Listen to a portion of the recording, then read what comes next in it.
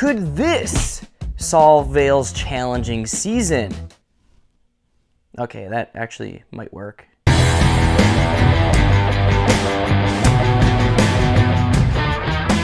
What's going on, Midwest skiers and riders? Matthew Zbransky with MidwestSkiers.com, and today we're discussing an important topic, and no, it's not about free beer, but we'll drink some anyway.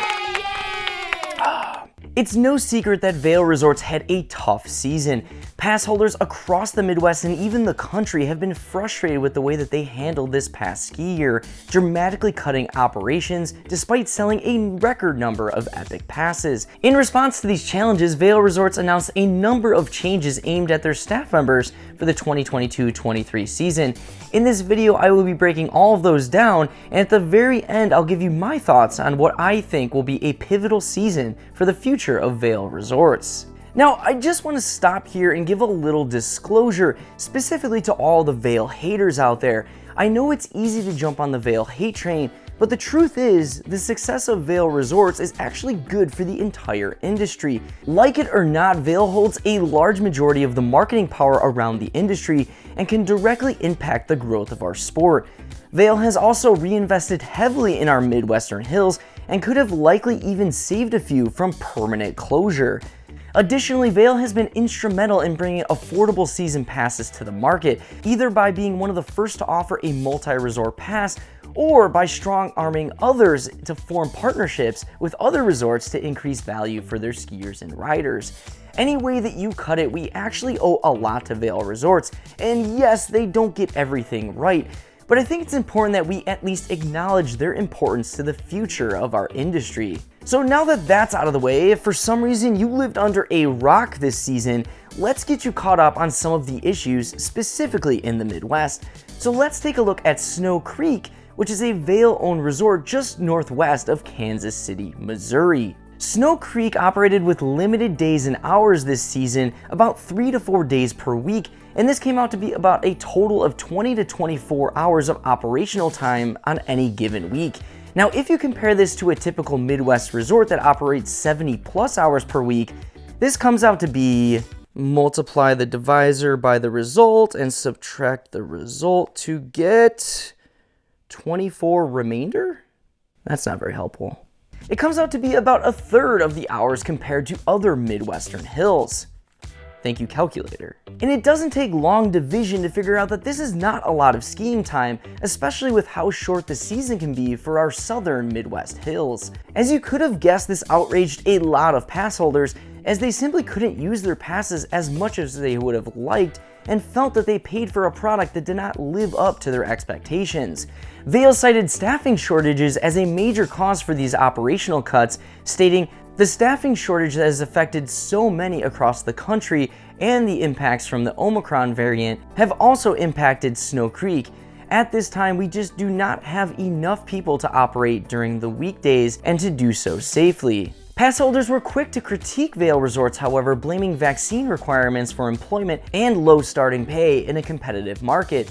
Others pointed to the fact that other ski hills were still able to operate at a full schedule despite their staffing shortages as well. The truth is, many locals lost their trust in Vail Resorts this past season, but could this be changing for next season? Yes, that's why we're making the video.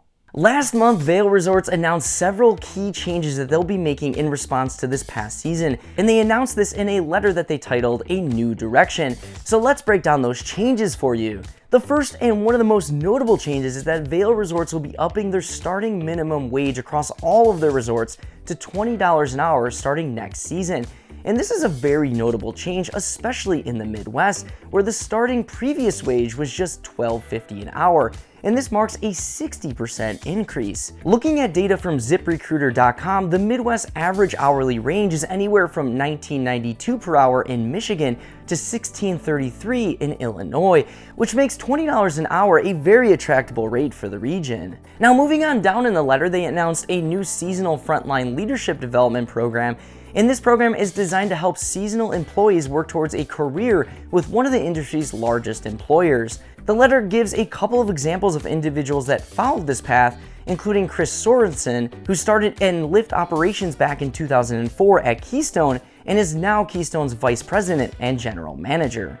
Continuing on, Vail will now be offering 40% off MSRP for all gear in their Vail Resorts retail locations, and will continue to offer free season passes for their staff and dependents, discounts on food and beverage, discounts on lodging, ski and ride school benefits, and access to health insurance, sick pay, and free mental health resources. And this is on top of a bunch of other benefits that weren't listed here as well. Further down, Vail restated their commitment to affordable employee housing and recently gave more specifics on what they are working on in this regard. They will be providing new affordable housing to more than 875 Vail Resorts employees across 4 of their resorts. And this marks a 10% increase when compared to what they offered last season. Vail Resorts will also be making a $4 million investment in their human resources department, adding 66 more staff to their Central People Connect and their payroll teams as well. This marks a nearly 50% increase in their central HR servicing staff. Vail also discussed adding more flexible remote work for their corporate office employees, but are planning on reopening the Broomfield office on May 16th. In addition to their increase in minimum wages, Vail Resorts is also increasing their pay for their salaried employees, bringing the average merit increase to 6% compared to the previous 3%. The reason stated for the change was to reflect the changing dynamics in the current labor market.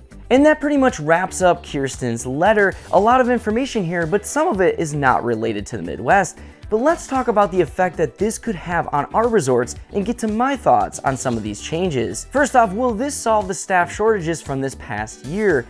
You know, the thing that led to all of the reduced hours across the Midwest? Personally, I really think it will. Vail had a few things working against them last season, including lower than average starting wages and the requirement of a vaccine for all of their employees. As I previously mentioned, the $20 per hour is a massive step up, as this is above most, if not all, average wages across our Midwestern states.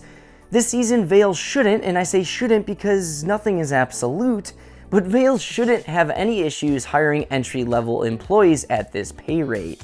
Now, the X factor here is again the vaccination requirement. At the time of writing this, Vail Resorts has not made an official decision on whether or not they're going to be requiring it for next season, but given the current environment, I'm kind of leaning towards they will likely not require it, but only time will tell. Either way, I think Vail will be staffing up in a big way this season to avoid what happened this year. Now, there is something in this letter that does concern me, and that's their seasonal frontline leadership development program. Upon first reading this, I thought this was an awesome program. Keeping great talent in the industry is always a massive plus. But then I thought about how Vail Resorts has treated the Midwest as part of this program. Unfortunately, smaller Midwest ski hills have been treated as a stepping stone for Vail, where GMs are consistently changed out as they pursue bigger and better things. Take for example Chris Sorensen, who is mentioned in this article.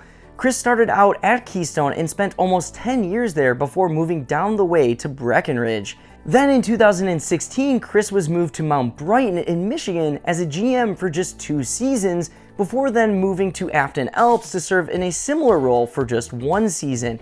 Chris then worked as the vice president and GM of the entire Midwest region for just under 2 years, before heading back to his current position at Keystone. And just by looking at the amount of movement here, you can kind of get an idea of how often Vail Resorts moves and promotes their staff, especially in the Midwest. In fact, Wilmot Mountain has had 4 different GMs in just the past 5 years.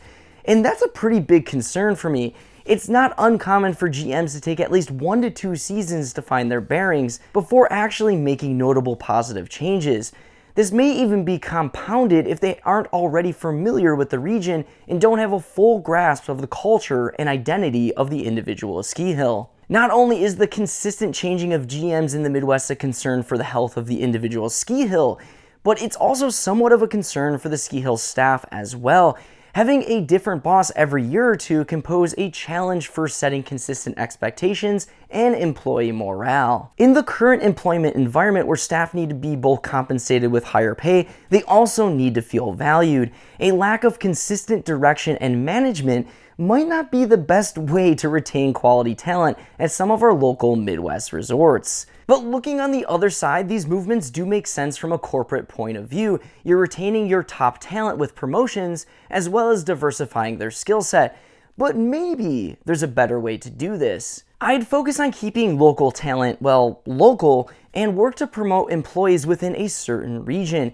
If you look at the majority of our Midwestern hills, you'll notice that most that work there have a passion for that specific hill, vibe, and culture, because without it, it just becomes a job.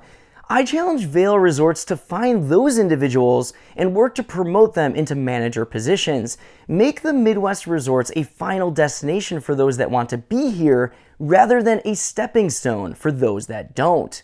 Find workers that grew up on your slopes, the ones that genuinely want to see it succeed because they want to teach their children to ski on the same run as their father taught them. And maybe this is all just a pipe dream, but I do feel this would bring back the soul to the Midwest Vail Resorts. Overall, I think these changes are going to be a massive step forward for Vail in a season that I think is going to be pivotal in gaining back the trust of so many of their Midwestern pass holders. In my honest opinion, this season is going to be a test for Vail, and I am optimistic that Vail is going to come out ahead. Of course, Vail has hit a lot of bumps in the road, especially this past season, but I have to give credit where credit is due. It takes a lot to admit mistakes and even more to work hard on correcting them, and Vail is doing just that. But these are just my thoughts on the subject, and I would love to hear what you guys think about all these new changes coming for Vail employees. Do these changes help build trust going into next season, or are you still on the fence regarding the future of their operations? Drop your thoughts in the comments below. But there you guys have it, a brief overview and a few of my thoughts on Vail Resorts' new direction. If you want to learn more, I will drop some links below. But until next time, I hope all of you have a great week. Pray for snow, and I'll see you guys out there.